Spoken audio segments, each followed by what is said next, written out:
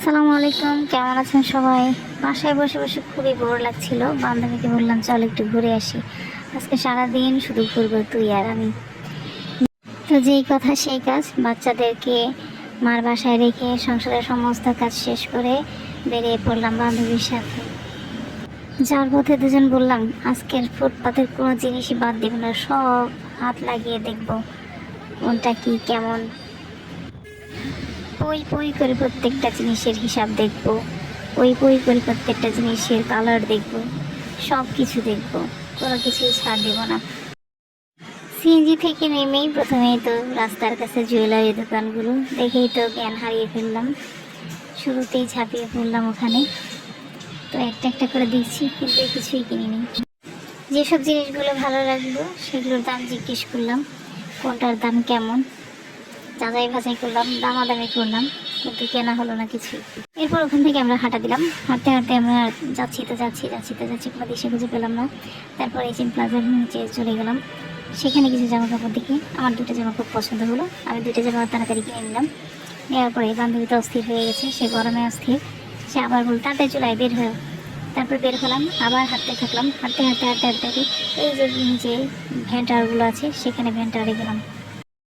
একটা একটা ভ্যান দেখে আর আমার বান্ধবী সেই ভ্যানের মধ্যে আটকে যায়। নাড়াচাড়া করতে করতে করতে করতে করতে করতে আর সময় শেষ হয় না, আর চয়েস হয় একটার পর একটা, আবার শেষে বাদ দিয়ে চলে আসে। তারপরে আবার হাঁটতে থাকি, আবার হাঁটতে হাঁটতে আস্তে আস্তে মানুষের সংখ্যা বেড়ে যাচ্ছে। আমরা যখন ছিলাম তখন মানুষের সংখ্যা খুবই কম ছিল। আস্তে আস্তে বিকেল হচ্ছে, আস্তে আস্তে মানুষের ভিড় বাড়ছে।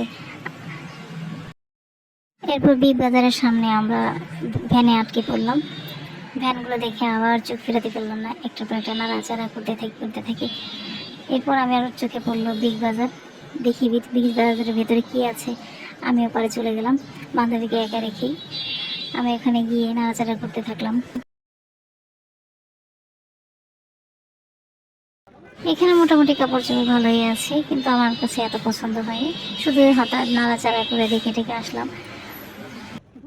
বেশিরভাগ মানুষদেরও দেখি নাড়াচাড়া করে চলে যায়। আমি ভাবলাম আমি ওদের মতো একটু মুড ধরি, নাড়াচাড়া করে চলে যাই।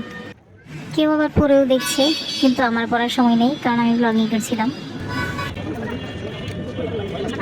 বান্ধবী দিকে ফেলে তাকিয়ে দেখি ও এখানে খুব কেনাকাটায় মনোযোগ দিচ্ছে। এবার ভাবলাম চুরি করে ওকে সুখ নেই, কিন্তু ও আমাকে দেখে ফেলে আমাকে চোর দেখায়, দাঁড়া দাঁড়া তোকে দেখাচ্ছি মজা।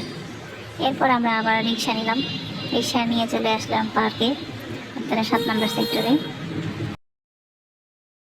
রিক্সা থেকে নেমেই বান্ধবী আমার ওজন মাপার জন্য পাগল হয়ে গেছে।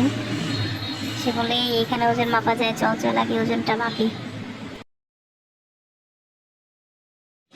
শুরুতেই আমাকে দাঁড় করিয়ে দিল, দেখলাম আমার ওজন 2 কেজি বেড়ে গেছে।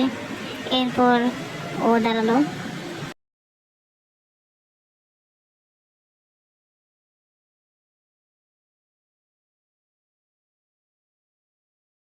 এরপর আমরা হাঁটতে শুরু করলাম। হাঁটতে হাঁটতে হাঁটতে হাঁটতে হাঁটতে চলতে দেখি মানুষ আর মানুষ, মানুষ আর মানুষ।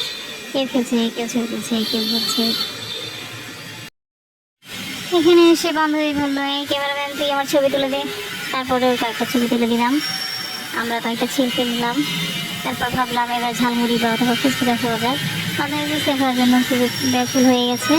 তো আমরা চলতে শুরু করলাম ফুচকার উদ্দেশ্যে। ফুচকা পার্কের ভিতরে পাওয়া যায় না, পার্কের বাইরে পাওয়া যায়।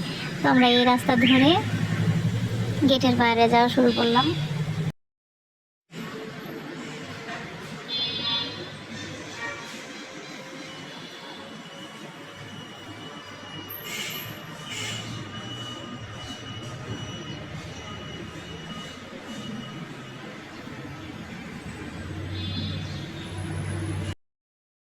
এখানে একটা সুন্দর কৃষ্ণচূড়া ফুলের গাছ আছে, ফুলগুলো ঝরে পড়ে আছে, এত সুন্দর লাগছে, লাল আর লাল। কৃষ্ণচূড়া আমার খুব পছন্দ।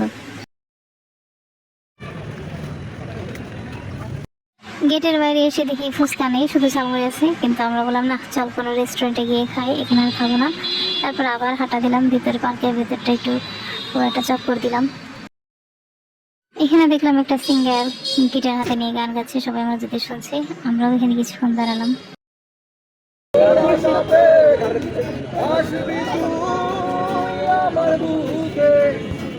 এদিকে বাসা থেকে সমানে আম্মা ফোন দিচ্ছে, বলে এই কতক্ষণ হয়ে গেল, এত সময় লাগে, বাচ্চাগুলো ধরে রাখা যায়, কান্না করছে ছোটটা, তাড়াতাড়ি চলে আয়। হাত থেকে বের হয়ে একটা রিক্সা নিলাম। এবার আমরা যাব একটা রেস্টুরেন্টে, কিছু খাবো, প্রচন্ড ক্ষুধা পেয়েছে হাঁটতে হাঁটতে।